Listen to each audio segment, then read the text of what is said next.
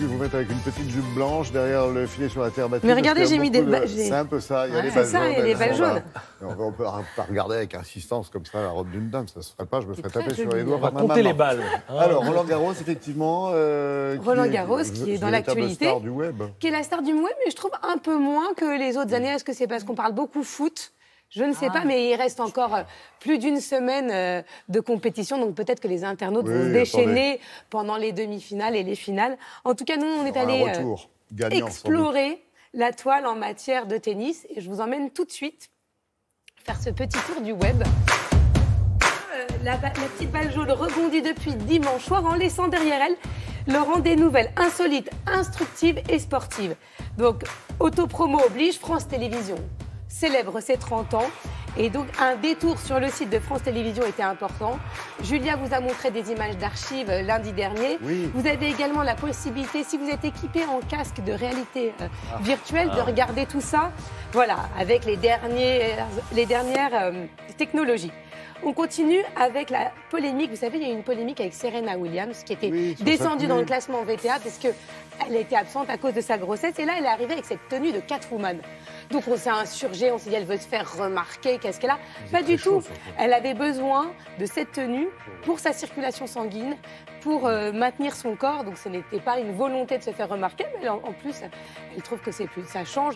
Et on a vu pire en matière de tenue à Roland-Garros. Je pense qu'à cette table, si on essaie de se souvenir avec André Agassi, qui pour moi était le roi en matière de goût vestimentaire, ça aussi c'est disponible sur la toile.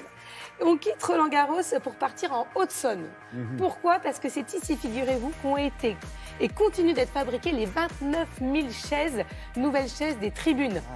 Donc c'est une entreprise de Froide-Conche, initialement spécialisée dans le meuble scolaire, qui a remporté le marché. Alors, ils sont en bois blanc pour s'accorder le mieux possible avec la terre battue.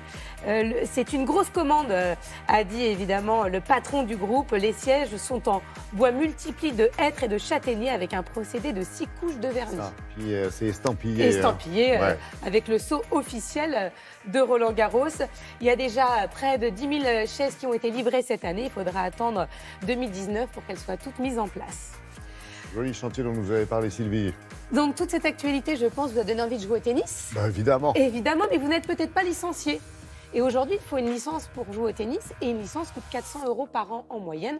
C'est parfois coûteux quand on a juste envie de s'essayer à taper la balle. Donc, il y a une nouvelle application créée par des Lillois qui s'appelle Anybody. Et le but, c'est justement de vous permettre de jouer de manière occasionnelle. C'est géolocalisé. Vous trouvez près de chez vous le cours de tennis qui vous convient. Et vous n'êtes pas obligé de débourser les 400 € de la licence. En tout cas, tant que vous ne devenez pas un peu plus assidu au sport. Voilà, c'est très simple d'utilisation. Je ne l'ai pas encore testé, mais si vous voulez qu'on le teste ensemble, je serais ravie de taper la balle avec vous, Laurent. Eh bien, écoutez, entre 6 et 9h30, tous les matins, je suis dispo. Et enfin, on termine. Samedi compris. Avec, je prends note, avec un compte Instagram à suivre, qui est celui de We Love Tennis officiel, le premier portail communautaire de tennis en France, où ils vous mettent toutes les photos et parfois des petites vidéos de l'actualité, là en ce moment de Roland-Garros, mais de tout le tennis. Et je ne pouvais pas m'empêcher de vous montrer le compte Twitter de Novak Djokovic, qui a posté cette photo où lui-même a été aidé à mettre la bâche anti-pluie. Et voilà.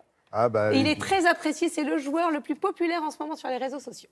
Et puis de Roland-Garros, et du public de Roland-Garros certainement, et depuis longtemps. Il est tellement souriant et sympa, et notamment avec tous les collègues de France Télévisions qui l'invitent régulièrement sur leur plateau pour commenter voilà, cette si belle compétition retransmise sur France Télévisions.